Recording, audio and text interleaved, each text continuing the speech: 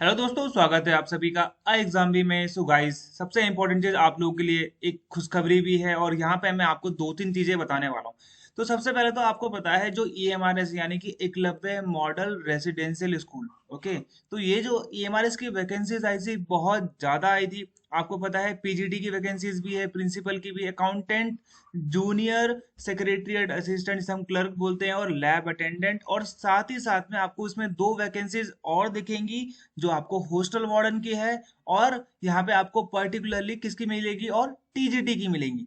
Okay, अब यहाँ पे तो आप ये समझो अकाउंटेंट जैसे और लैब अटेंडेंट का मतलब कि अगर मैं इन दोनों की बात करूँ यहाँ पे, तो देखिए अकाउंटेंट में है आपका आपका बीकॉम मांगा गया था, और जैसे में आपका 12th था, और आपका टाइपिंग टेस्ट भी होगा। दोनों में 30-30 साल है, और लैब अटेंडेंट में भी आपका यहाँ पे 30 साल है।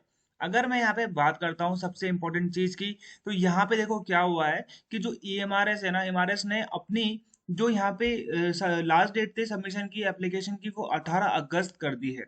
अब पहले ये कितनी थी, ये 31 जुलाई थी, यानी कि कल थी। ओके, अब आपके पास 18 दिन और हैं इस फॉर्म को भरने के लिए। यहाँ पे सवाल ये उठता है कि क्या अब जो एग्जाम डेट्स मैंने आपको एक्सपेक्टेड बताई थी, चाहे वो अकाउंटेंट हो, चाहे वो आपका यहाँ पे जेएसए हो, तो यहाँ पे अगर आप देखोगे, हालांकि जो भी एग्जाम है आसपास ही होंगे इसके जितने भी एग्जाम्स हैं। अब मैंने यहाँ पे आपको बोला था भाई ये आपका 15 सितंबर से आपको 15 अक्टूबर के बीच में देखने को मिलेगा। ओके, और यहाँ पे जो मैं आपका हॉस्टल वार्डन, हालांकि उसकी जो डेट है वो खुद पहले से ही 16 अगस्त 18 अगस्त ही है। हालांकि इसकी डेट भी आगे बढ़ सकती है। और यहाँ पे मैंने आपको बताया था कि पर्टिकुलरली आपको 15 अक्टूबर से यहाँ पे 30 अक्टूबर के बीच में आपको हॉस्टल वार्डन का एग्जाम देखने को मिलेगा। अब क्या आपको ऐसा लगता है कि यहाँ पे जो 18 अगस्त है, क्या इससे एग्जाम डेट में फर्क होगा? तो एग्जाम डेट में कोई फर्क नहीं होने वाला है। एग्जाम अगर किसी भी चीज का जो डेट है वो एक्सटेंड होता है, इसका मतलब ये है कि उनके सर्वर में कुछ प्रॉब्लम हुई होगी, जिस वजह से बच्चे फॉर्म भर नहीं पाए होंगे, और जो बच्चे होते हैं वो कंप्लेन करते हैं मेल के द्वारा या फिर फोन में, तो उसके देखते हुए ये फॉर्म को क्या कर देते हैं, बढ़ा देते हैं। अब यहाँ पर ना मैं आपको एक एक्सपेक्टेड बता देता हूँ कि कितने फॉर्म अभी तक भरे गए होंगे।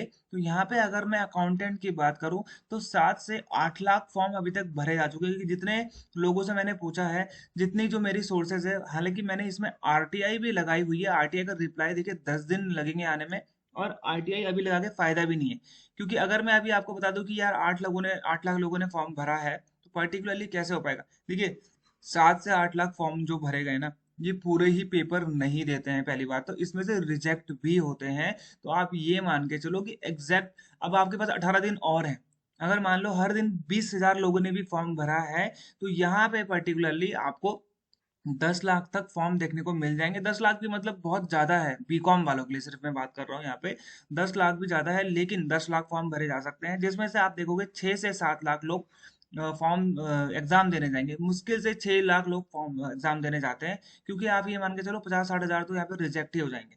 ओके, तो 6-7 लाख लोग फॉर्म एग्जाम देने जाएंगे। अगर मैं जेएसए की बात करूँ, देखो ये 12th लेवल पे था, और ऑलरेडी यहाँ पे 12 लाख जो फॉर्म है वो भरे जा चुके हैं। 18 दिन और है, तो आप ये मान के चलो कि 15 लाख तक फॉर्म भर देंगे, क्योंकि मोस्ट लोग ना फॉर्म भर देते हैं। अब 18 दिन में फॉर्म कौन भरेगा? वो भरेगा जिसको लग रहा है कि हाँ मैं भरूं या ना भरूं, उनको ऐसा लगता है ना, वो लोग ये फॉर्म भरते हैं फिर। तो मुश्किल से वो 2-3 लाख होते हैं, तो मुश्किल से यहाँ पे आप देखोगे 10 लाख या 9 लाख या 8 लाख समथिंग बच्चे, 8 से 10 लाख बच्चे इसका पेपर देंगे। वो भी बहुत बड़ी बात है, क्योंकि 8 लाख बच्चों का पेपर कंडक्ट करवाना, वो भी ऑफलाइन पेपर होने वाला है। तो ये बिल्कुल भी किसी भी ऑर्गेनाइजेशन के लिए मतलब एक बहुत बड़ी बात होती है। हालांकि एसएससी के लिए नहीं है, एसएससी अब तो ऑनलाइन करवाता है, लेकिन अब आप यहाँ पे देखोगे तो ये सब चीजें आपको निकल के सामने आ जाएंगी। एग्जैक्ट जो आपका आएगा, वो मैंने जो आरटीआई लगाई है, वो आरटीआई के रिप्लाई के बाद ही आपको मिलेगा, और आप देखना कि आपको इसके आसपास ही देखने को मिल जाएगा।